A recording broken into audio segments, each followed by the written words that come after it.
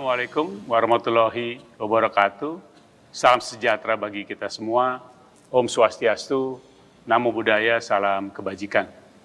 Yang saya hormati Bapak Ogi Prastomiono, Kepala Eksekutif Pengawas Asuransian, Penjaminan dan Dana Pensiun, Bapak dan Ibu Pimpinan Asosiasi Industri Dana Pensiun, Bapak dan Ibu Pimpinan Perusahaan-Perusahaan Dana Pensiun, perwakilan dari kementerian, lembaga, dan lembaga internasional yang hadir, Bapak dan Ibu narasumber, Bapak dan Ibu perwakilan dari media, dan seluruh hadirin yang berbahagia.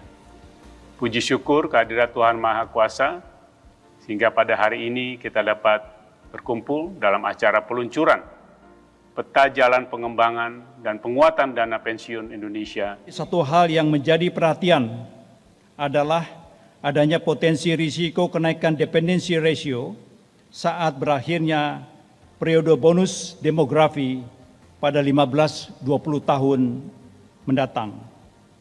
Oleh karena itu, upaya mendorong penguatan dan pengembangan industri dana pensiun menjadi hal yang mutlak untuk memitigasi potensi risiko tersebut, karena industri dana pensiun memiliki peranan penting dan strategis pada tatanan perekonomian nasional.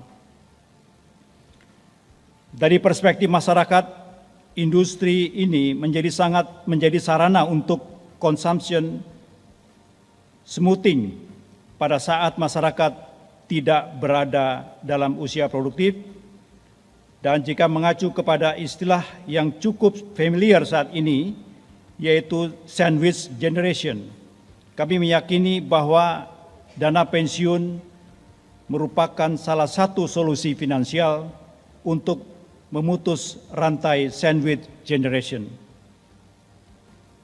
Dari perspektif yang lebih makro, industri dana pensiun berperan sebagai investor institusional yang dapat mendorong perekonomian nasional melalui penyediaan sumber pembiayaan jangka panjang. Bapak, Ibu, serta hadirin yang berbahagia, jika melihat sistem pensiun di Indonesia, saat ini Indonesia memiliki dua pilar utama, yaitu dana pensiun wajib dan dana pensiun sukarela.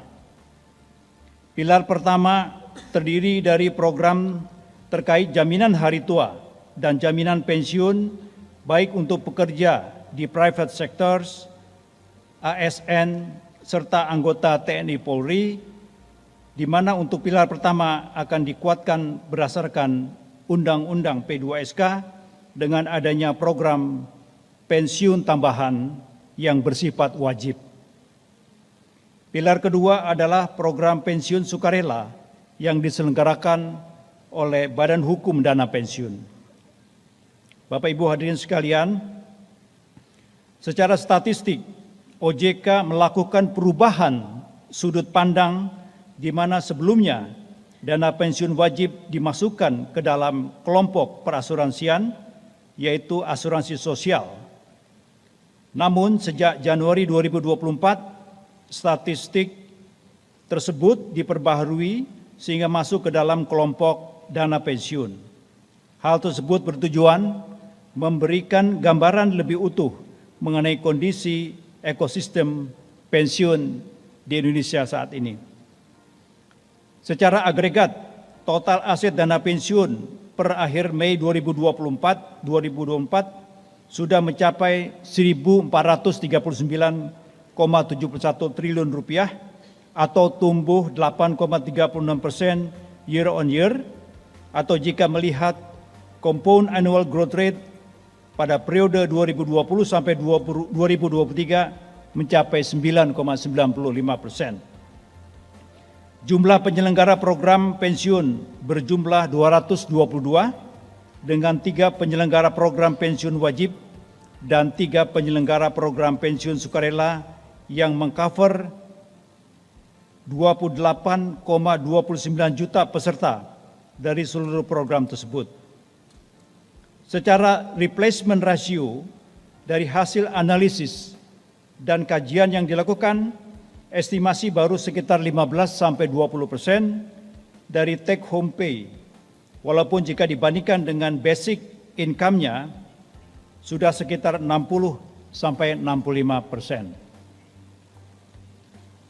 Ibu, Bapak, serta hadirin yang kami hormati, OJK melihat saat ini masih terdapat beberapa isu struktural yang menjadi tantangan bagi industri dana pensiun untuk dapat tumbuh dan berkembang secara optimal.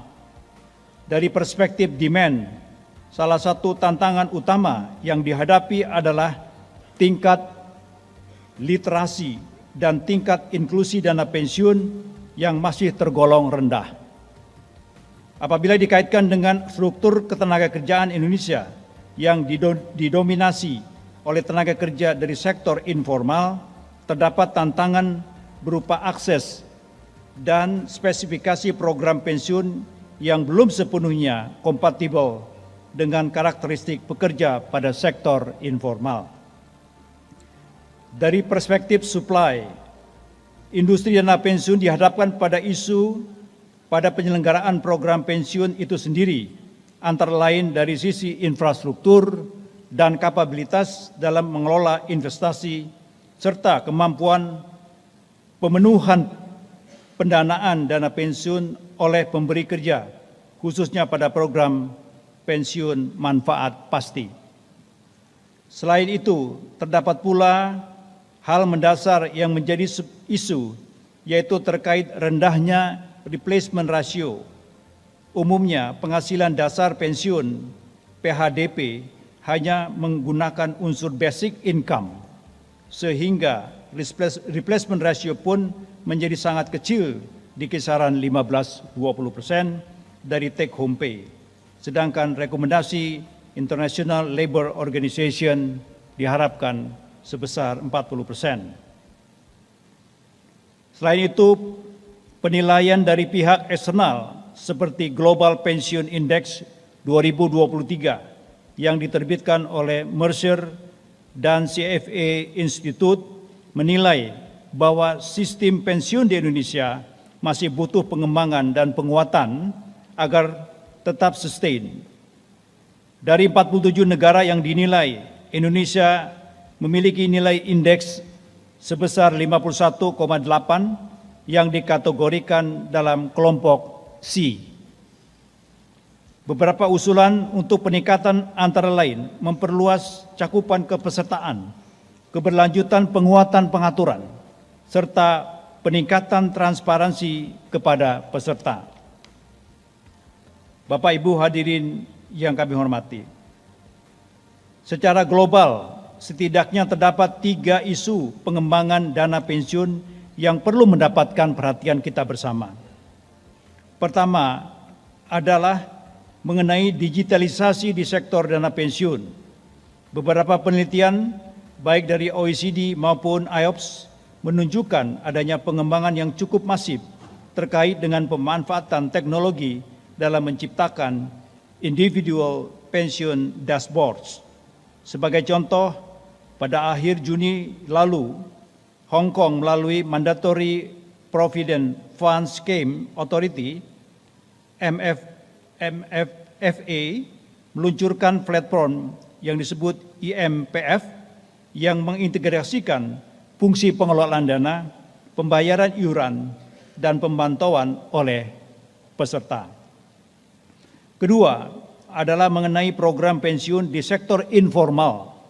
Sebagaimana disebutkan sebelumnya, bahwa masih adanya tantangan struktural terhadap isu ini di Indonesia. Bahkan di global, isu ini mendapatkan perhatian khusus dan menjadi salah satu topik dalam OECD Global Forum di Zimbabwe pada akhir tahun 2023 yang lalu. Ketiga adalah pergeseran tren program pensiun manfaat pasti, defined benefit, menjadi program pensiun iuran pasti, defined contribution. Pada forum terbaru di bulan Juni kemarin, IOPS menyampaikan bahwa akan dilakukan revisi atas IOPS Principles yang menjadi acuan OJK dalam melakukan proses pengawasan. terdapat 3 usulan prinsipal baru, yaitu implementing the pension regulation, monitoring and adaptability, dan assessment and implementation process. Selain itu, terdapat 2 penyesuaian terhadap IO Principle yang sudah ada, yaitu objective and responsibilities dan transparency and communication. Bapak Ibu hadirin yang kami hormati, memperhatikan berbagai kondisi dan tantangan yang ada, OJK secara konsisten menerapkan kebijakan strategis di industri dana pensiun dengan melakukan upaya secara simultan antara lain penyelesaian current issues dan di saat bersamaan membangun industri dana pensiun ke depan. Penyusunan peta jalan roadmap ini merupakan salah satu upaya untuk merespon berbagai dinamika yang terjadi di industri dana pensiun yang selaras dengan tujuan pemerintah dalam mengembangkan dan menguatkan sektor keuangan di Indonesia melalui penerbitan Undang-Undang P2SK. Ide penyusunan roadmap ini sudah dimulai sejak tahun 2023 yang semula hanya berupa program strategis karena industri dana pensiun sempat dinilai menjadi sunset industry.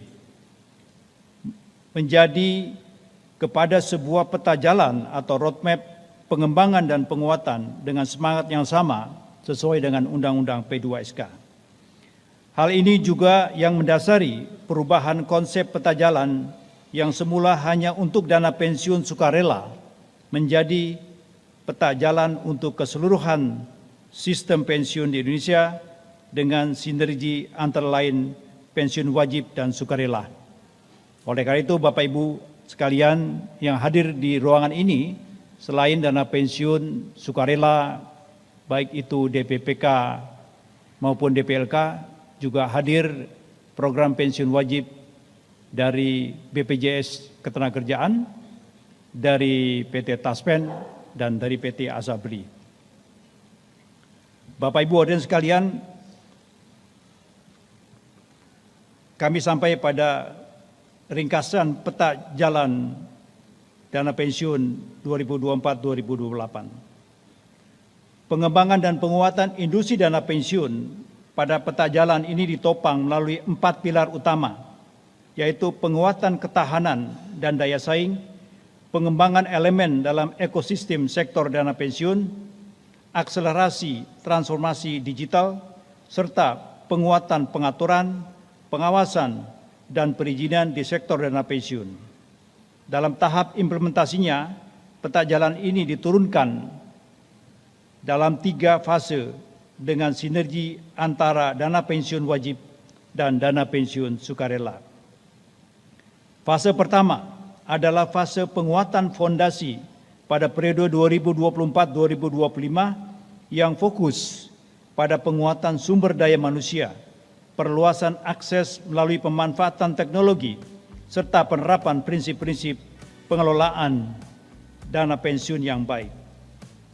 Fase kedua adalah fase konsolidasi dan menciptakan momentum pada periode 2026-2027 yang fokus pada konsolidasi penyelenggaraan program pensiun sukarela, penerapan investasi berdasarkan profil risiko peserta, serta pembangunan sistem terintegrasi mengenai kepesertaan pensiun nasional. Fase terakhir, yaitu end state di tahun 2028, adalah fase penyesuaian dan pertumbuhan, di mana harapannya telah terbentuk ekosistem dana pensiun nasional yang lebih baik dengan adanya peningkatan replacement ratio, peningkatan kepesertaan sektor informal, serta tercapainya target densitas dana pensiun. Bapak Ibu hadirin yang berbahagia, akhir kata saya ingin memberikan apresiasi kepada seluruh pihak yang telah memberikan ide pemikiran yang sangat berharga dalam penyusunan peta jalan pengembangan dan penguatan dana pensiun Indonesia 2024-2028. Peta jalan pengembangan ini bukan hanya sekedar dokumen, tetapi merupakan komitmen kita bersama dari seluruh stakeholder yang berkolaborasi dan bersinergi untuk mewujudkan sistem pensiun Indonesia yang lebih baik lagi. Semoga Tuhan Yang Maha Kuasa senantiasa memberikan ridho-Nya di setiap langkah yang kita lakukan dalam mewujudkan sektor dana pensiun yang kuat, stabil, terpercaya, serta dapat menjaga stabilitas kesejahteraan masyarakat seiring memasuki usia pensiun.